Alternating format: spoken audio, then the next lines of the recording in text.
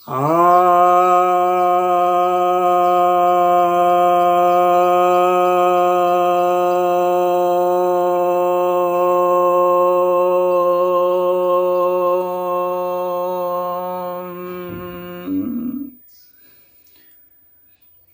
भक्तजनों को सप्रेम नमन।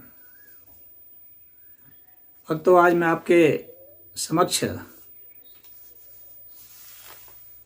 एक जो जिज्ञासा आप में से ही एक भक्त से आई है, इनका नाम है धीरज गोल। उन्होंने पूछा है कि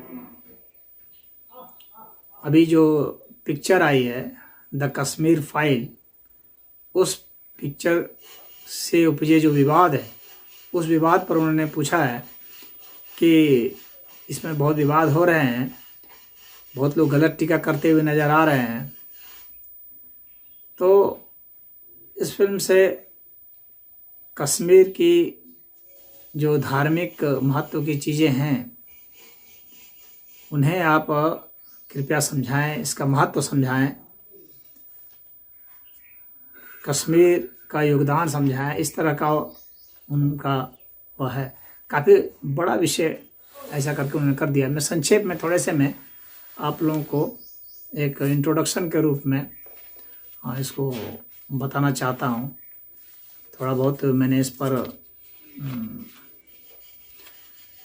शास्त्रों से इधर उधर से मैंने कुछ इस पर, क्योंकि ये एक विषय ही थोड़ा अलग किस्म का विषय हो जाता है। तो पहले बता दूं कि ये जो कश्मीर है, यह कश्मीर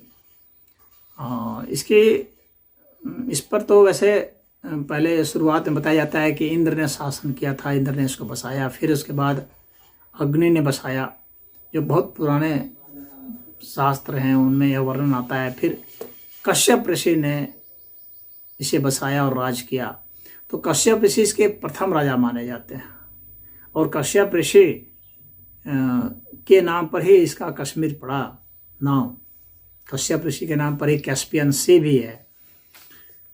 और कश्यप ऋषि की ही एक पत्नी थी कद्रू का के।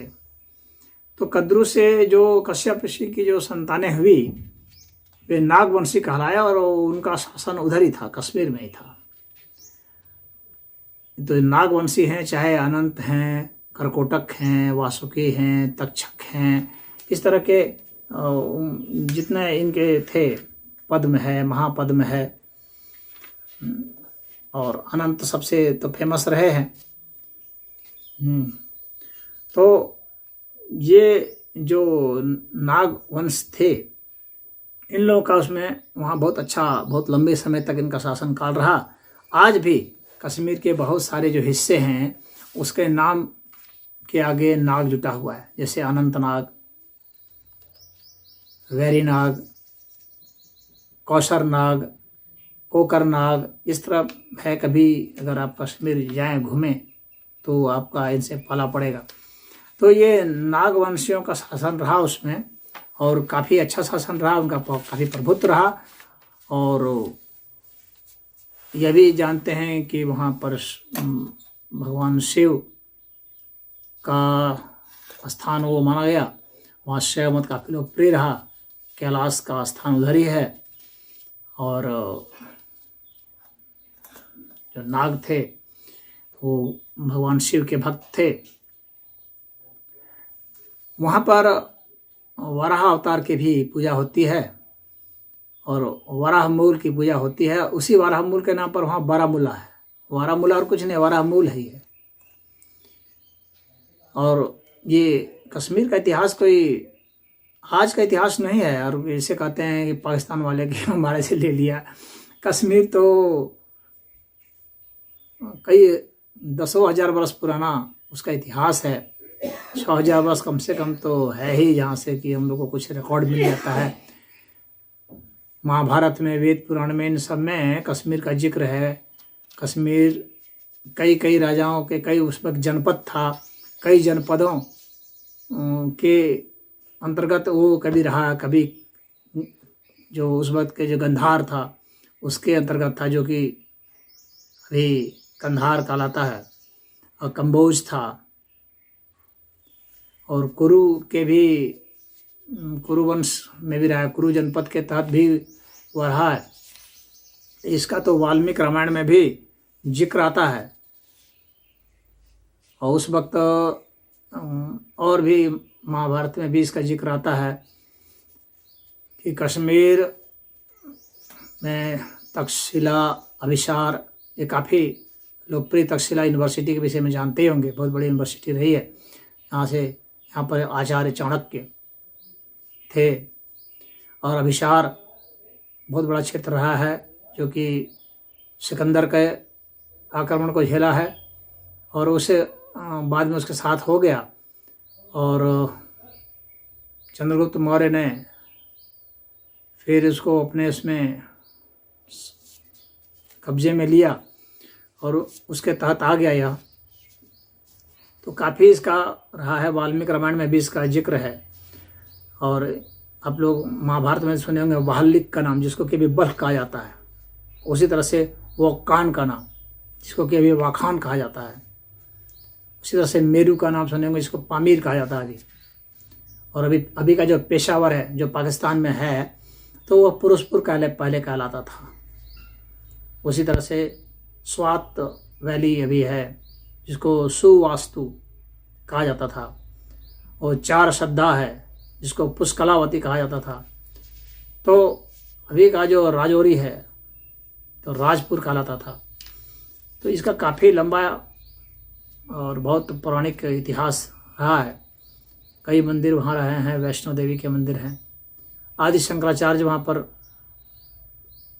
गए हैं, तपस्या भी किए हैं, उनका भी मंदिर है। आदि शंकराचार्य मंदिर श्रीनगर में ही है, पहाड़ी पर वहाँ पर बसा हुआ है। तख्ते सुलेमान पहाड़ी है, कभी जाएं तो देखें, बहुत ऊंचाई पर है। वहाँ से आपको पूरा कश्मीर दिखेगा। तो वह है, वहाँ पर शुद्ध महादेव भी स्थान है। आप देखेंगे कश्मीर में शिव पार्वती की कथानक पर, उनकी जीवनी पर उसका नाम है। लद्दाख का नाम, तो जो लद्दाख क्षेत्र है वो तो बौद्धों का बहुत क्षेत्र रहा है। कश्मीर जो है ना, शैवों का, बौद्धों का क्षेत्र रहा है। बाद में तो खैर मुस्लिम भी आ गए। तो ये काफ़ी लोकप्रिय रहा। लद्दाख में तो इसका जो नाम है, ला जो है ना, ला कहते हैं दर्रे को। दर्रा होता है जिससे कि लोग आते जाते हैं। और ध्यागस कहते हैं भूमि को, यानी दर्रे वाली भूमि है, जहाँ पर दर्रे हैं, गलियारा जैसा पैसेज होता है, वहाँ पर जाते हैं तो यह वैसा क्षेत्र रहा है। यहाँ पर अगर कश्मीर में देखेंगे तो बौद्ध मत का वसुमित्र कह करके एक बौद्ध भिक्षु या बौद्ध आचार्य कह लीजिए, वो थे। चौथी जो है बौद्ध महासभा हुई थी, महासम्मेलन हुआ था। और उसमें जो गुरु थे कनिष्क के समय में, कनिष्क वहाँ का बहुत प्रतापी राजा हुए हैं, कुषाण वंश के कनिष्क। उस समय में नागार्जुन कह करके एक बहुत बड़े बौद्ध के आचार्य थे, संत थे। तो उनका वहाँ पर बहुत प्रभाव रहा। उन्हीं की अध्यक्षता में बहुत सारे बौद्ध धर्म पर काम हुए।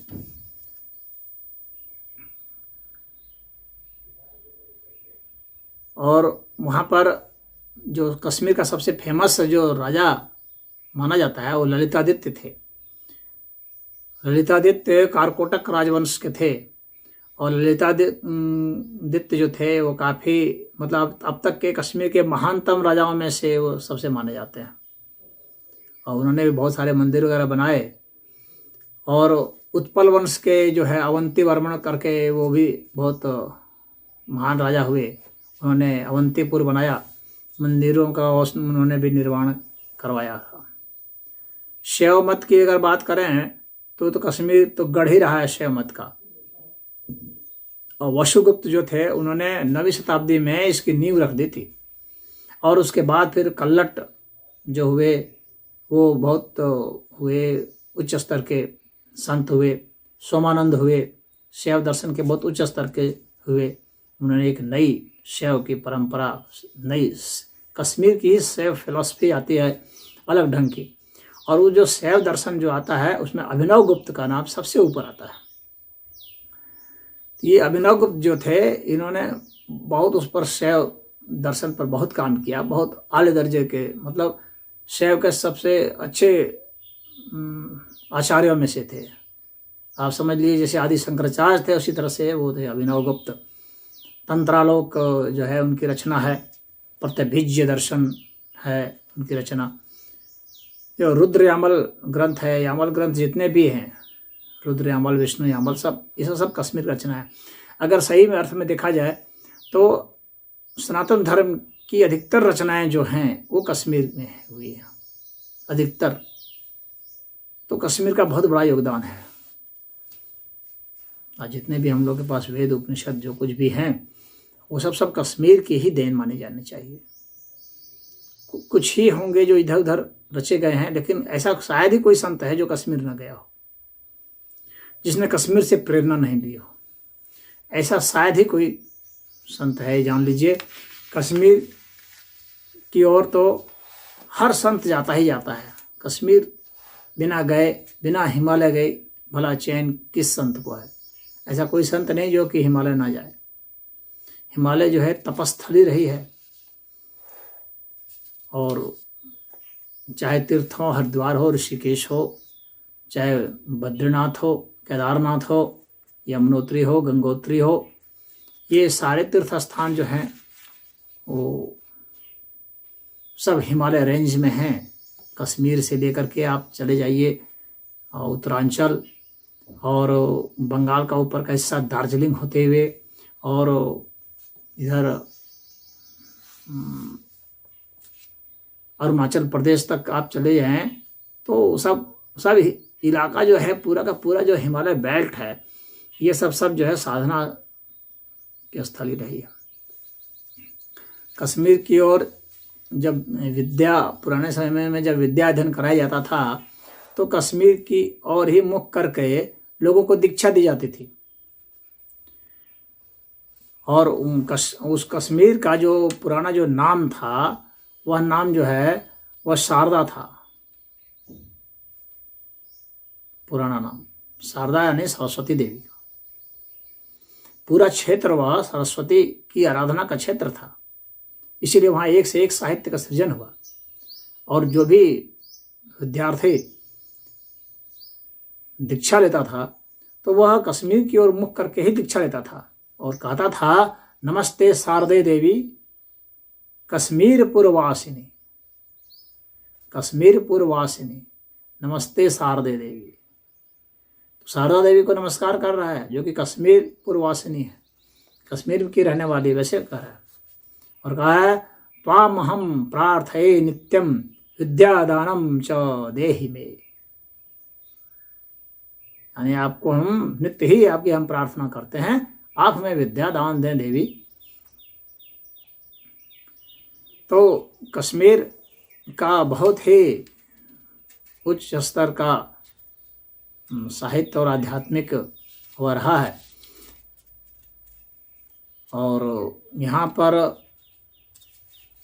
पुरातात्विक स्थल भी बहुत सारे खोदे गए हैं। बाद में बुर्ज होम में मिला है, जिसमें कि उसका रिकॉर्डेड हिस्ट्री में से 3000 ईसा पूर्व से 1000 ईसा पूर्व का आता है। और बहुत सारे जो राजा महाराजाओं का जो प्रमाणिक इतिहास जो माना जाता है, उसमें राज तरंगिनी जो है, कलहन का राज तरंगिनी जो 12वीं शताब्दी में है, उसमें पूरा वर्णन है राजाओं का। जितने भी राजा आज तक हुए हैं उस क्षेत्र में, उन सभी के विषय में, चाहे वो राजा गोनंद रहे हों जो कि बहुत पुराने 1184 ईसा पूर्व के माने जाते थे, तो उस समय के राजा रहे हों, चाहे राजा विजय सिम्हा रहे हों जो कि 12वीं शताब्दी के थे, 1129 ईस्वी उनका कार्यकाल बतलाया गया है। तो उसमें 12वीं सदी तक, और समझ लीजिए कि एक तरह से 1000 वर्ष तो ऐसे हो गया, 1084 ईसा पूर्व ऐसे हो गया, और उसके बाद में फिर 1000 कुछ, यानी एक तरह से 2000 वर्षों तक का ठोस इतिहास का रिकॉर्ड हम लोग को मिल जाता है। तो इसलिए ऐतिहासिक दृष्टि से बहुत महत्वपूर्ण है। बौद्धों का ये महायान शाखा का या जो है ये यहाँ यहीं पर शुरुआत हुई थी। एक बहुत बड़ी शाखा है, महायान हीनयान 2 शाखाएं होती है बौद्ध धर्म में। तो उसमें एक महायान की जो शुरुआत है वो यहीं पर हुई थी, कनिष्क के समय में इसकी वो शुरुआत हुई थी।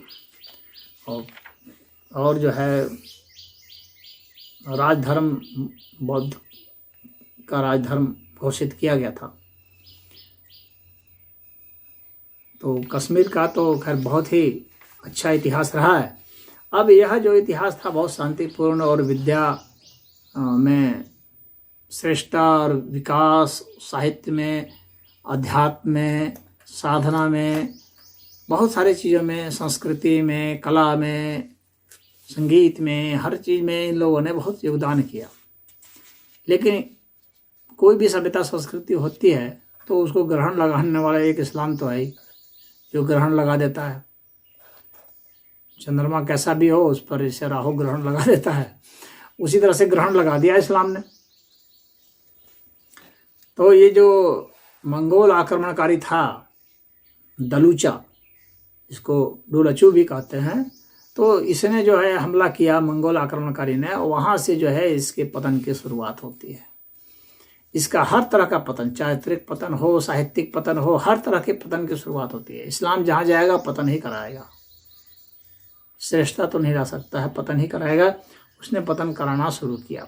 तो जब आक्रमण के अफगाई लड़ाके तो थे ही, एनी हाउ उनको जीतना है, लड़के छल से, कपट से, मार से, पीट के, किसी भी तरह से। तो उसने वैसा किया। और उस समय जो वहाँ के जो थे सहदेव थे राजा, वो वहाँ से लड़ने में कमज़ोर, भाग खड़े हुए। तो राजकुमार रिंचन शाह नाम के एक थे, वो जो है गद्दी पर वहाँ बैठे और उन्होंने इस्लाम कबूल कर लिया। वे पहले मुस्लिम शासक बने। तो यह जो रिंचन शाह है, यहाँ से जो है शुरुआत हो जाती है इस्लाम की वहाँ, और उसके बाद फिर इस्लामीकरण शुरू हो जाता है। कश्मीरी पंडितों का पलायन शुरू हो जाता है। के बाद जैनुल आबिदीन जो था ये थोड़ा ठीक था, हालांकि इसका जो बाप था वो तो काफ़ी खतरनाक था, सिकंदर। तो ये सुल्तान सिकंदर जो था उसने बहुत जबरन धर्मांतरण और बहुत ज़्यादा मंदिरों को तोड़ा, बहुत मूर्तियों को तोड़ा। तो ये सुल्तान सिकंदर का बहुत अत्याचार हुआ। सब बहुत सारे कश्मीर से हिंदुओं का पलायन सिकंदर के समय में बहुत ज़्यादा हुआ। हालांकि इसका जो बाप बेटा जो हुआ आबिदीन, तो यह जो है इसने कुछ वापस बुलाया, कहा कि चलो भाई यहाँ रहो।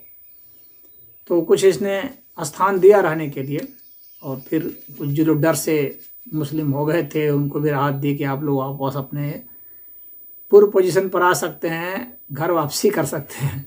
तो ऐसा आबिदीन ने किया। लेकिन वो उसके काल के बाद तो फिर जो है वही शुरू हुआ, और फिर मुगलों के उसमें चला गया। तो वहाँ फिर वही पलायन शुरू हुआ। औरंगजेब के समय में तो पलायन बहुत तेज़ी से बढ़ गया। औरंगजेब ने एकदम जबरन धर्म परिवर्तन कराना शुरू किया, कश्मीर से लोग भागने लगे। यहाँ तो शालीमार निशात बाग भी कश्मीर में है, तो जो कि मुग़ल बादशाह को, विशेषकर जहांगीर को बहुत प्रिय था,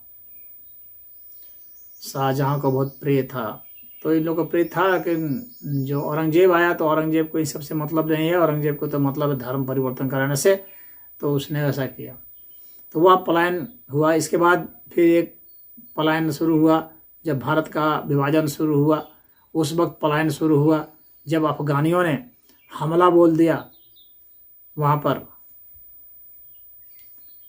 तो वहाँ जो कबीलाई सब थे उन लोगों ने हमला बोल दिया, तो फिर पलायन शुरू हुआ।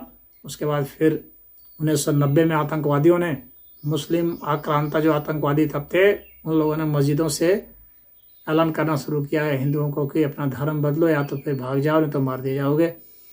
तो वहाँ से पलायन शुरू हुआ। तो अब इसी को लेकर के यहाँ की सरकारों ने पूरा दबा दिया, उसके विषय में कभी कुछ नहीं कहा, आने नहीं दिया, कभी कोई सूद नहीं लिए, न उनको बसाया, न मुकदमा दर्ज हुआ। ऐसा इसलिए क्योंकि उसको कश्मीर के मुसलमानों का वोट लेना है, भारत के मुसलमानों का वोट लेना है, तो मुसलमानों की हर बात माननी है। ये राजनीतिक पार्टियां सोचती थी, आज भी सोचती है बहुत सारी, और उसी फार्मूले पर चल रही थी।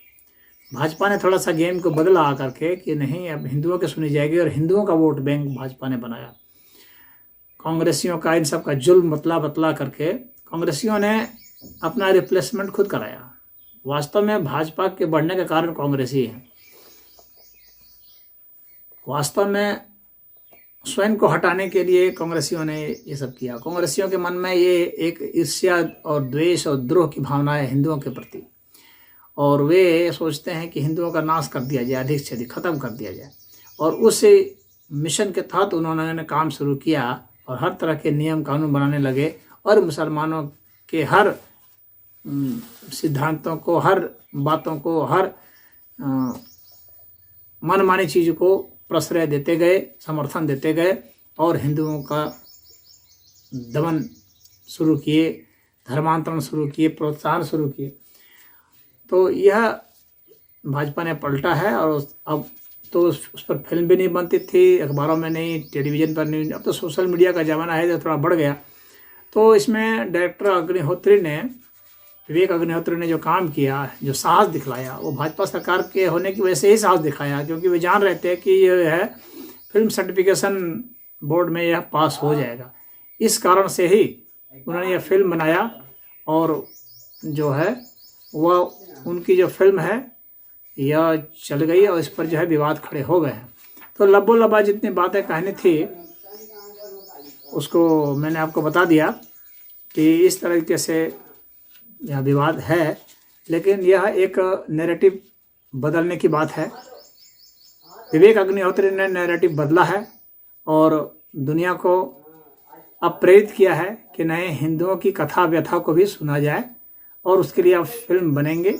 जहाँ भी हिंदुओं को सताया गया है, तो हिंदुओं का जो हक है, अधिकार है, वह हिंदुओं को मिले, हिंदू जागृत हों और अपने अधिकार के लिए किसी पार्टी पर या किसी सरकार पर निर्भर नहीं रहें, बल्कि अपनी लड़ाई संगठित होकर के वे स्वयं लड़े, तभी हिंदुओं का कल्याण होगा। मुसलमान सब किसी पार्टी के बल पर नहीं लड़ते हैं, वे अपनी लड़ाई खुद लड़ते हैं। तो उनका यह तरीका सही है लड़ने का। मैं समझता हूँ कि यही तरीका हिंदुओं को अपनाना चाहिए, अपनी लड़ाई खुद लड़नी चाहिए, और ऐसा उन्होंने करके बहुत अच्छा काम किया है। तो इसमें इतना ही। ओम।